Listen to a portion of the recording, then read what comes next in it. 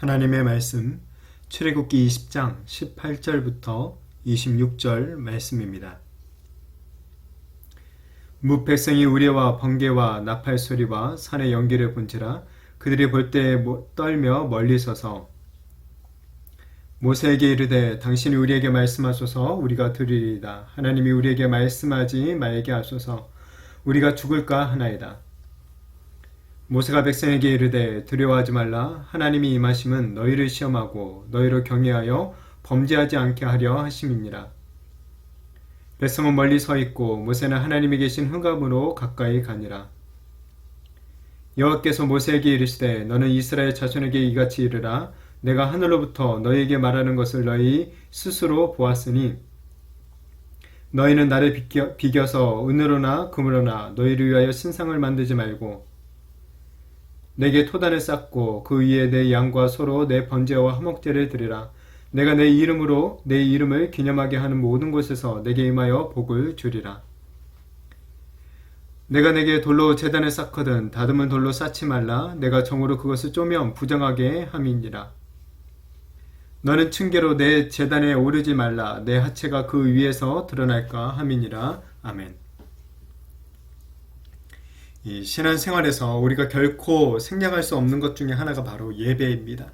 성도라면 그리스도인이라면 마땅히 하나님을 예배하고 하나님과 영적인 교제를 나누어야 합니다. 하나님은 이스라엘 백성들에게 십계명을 선포하고 난 후에 이제 구체적인 규례들을 가르쳐 주십니다. 그런데 이 첫 번째로 언급되고 있는 규례가 바로 오늘 말씀에서 보는 것처럼 예배와 관련된 규례임을 볼 수 있게 됩니다.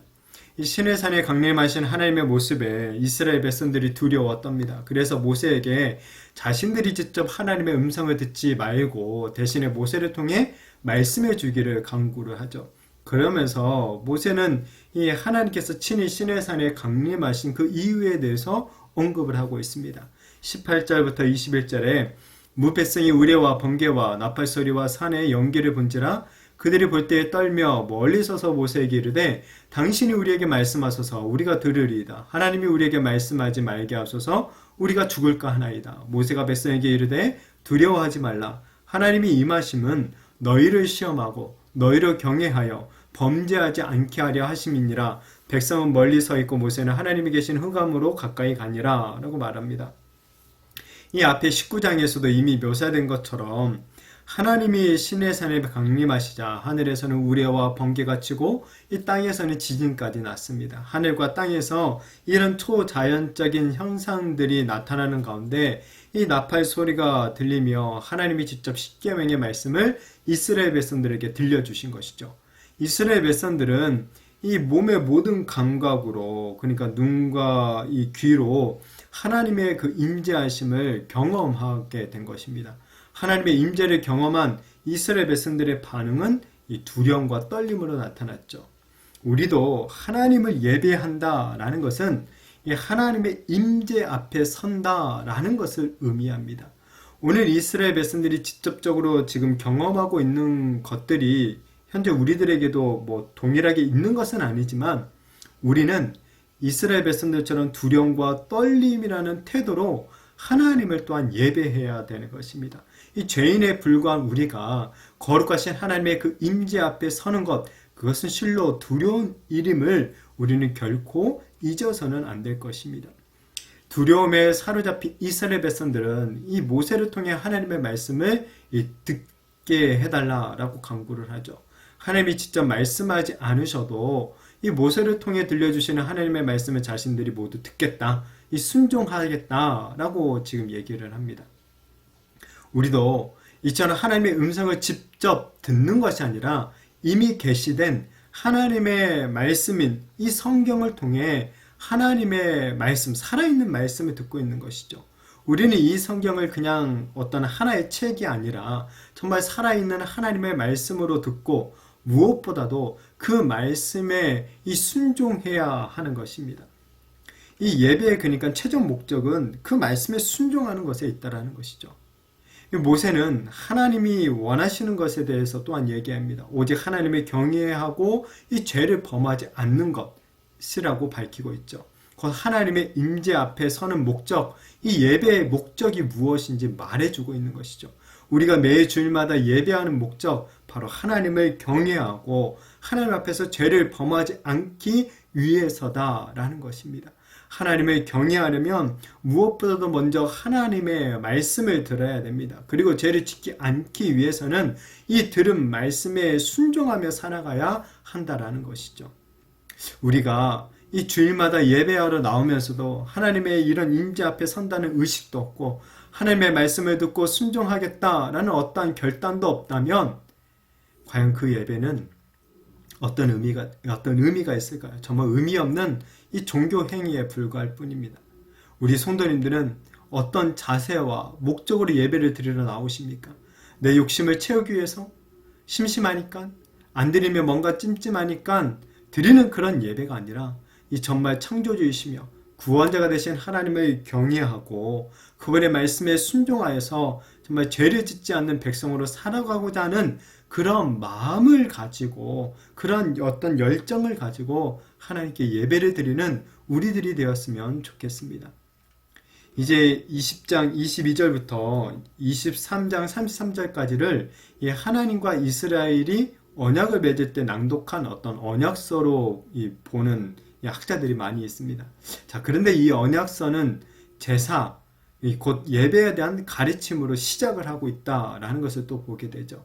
하나님은 이 예배에 대한 이 교훈을 주시면서 이 두 가지를 말씀하십니다. 이 신상을 만들지 말라는 것과 이 또한 제단을 쌓을 때 이 흙으로 쌓거나 아니면 다듬지 않은 돌로 쌓으라 라는 이 제단에 관한 그런 말씀을 주고 있죠. 먼저 22절부터 23절에 보면 여호와께서 모세에게 이르시되 너는 이스라엘 자손에게 이같이 이르라 내가 하늘로부터 너희에게 말하는 것을 너희 스스로 보았으니 너희는 나를 비겨서 은으로나 금으로나 너희를 위하여 신상을 만들지 말고 라고 말씀합니다. 이 말씀은 10계명의 2계명인 우상을 만들지 말라라는 말씀과 겹쳐지죠. 지금 이스라엘 백성들은 시내산에 임재하신 하나님의 놀라운 그 모습을 보았습니다. 정확하게 하나님의 모습을 본 것은 아니지만 이 초자연적인 현상들을 직접 눈으로 보고 직접 나팔 소리 같은 하나님의 음성도 들은 상태죠. 따라서 하나님은 이스라엘 백성들이 이 자기들이 본 것을 토대로 해서 어떤 형상을 만들지는 않을까 지금 염려하고 있는 것이죠. 그런데 정말 얼마 지나지 않아서 금으로 송아지 형상을 만들어서 자기들을 구원한 하나님이다 라고 하는 그런 사건이 나중에 일어나게 되죠. 이 사람은 불안하고 두려우면 눈에 보이고 손에 잡히는 것을 의지하려고 합니다. 그래서 눈에 보이지 않는 하나님을 믿고 의지하기보다는 이 마음의 두려움과 욕망을 투사해서 우상을 만들어서 이 섬기는 것을 통해 이 불안을 해소하려고 하는 것입니다. 그러나 하나님을 그 어떤 형상으로 만드는 길은 결국 멸망의 길일 뿐이라는 것이죠. 십계명에서 언급하는 것처럼 하나님을 어떤 형상으로 만드는 행위는 하나님을 무시하는 태도가 되는 것입니다. 하나님이 정말 가장 싫어하시는 행위가 바로 이렇게 우상을 만드는 것입니다. 그런데 이렇게 하나님의 형상을 만드는 것이 또한 제단을 만드는 것에도 이 투영될 수가 있다는 것이죠. 그렇게 하나님은 제단을 만들 때 토단, 곧 흙을 쌓으라 라고 합니다. 그리고 돌로 만들 때는 다듬지 않은 돌로 쌓으라 라고 하십니다.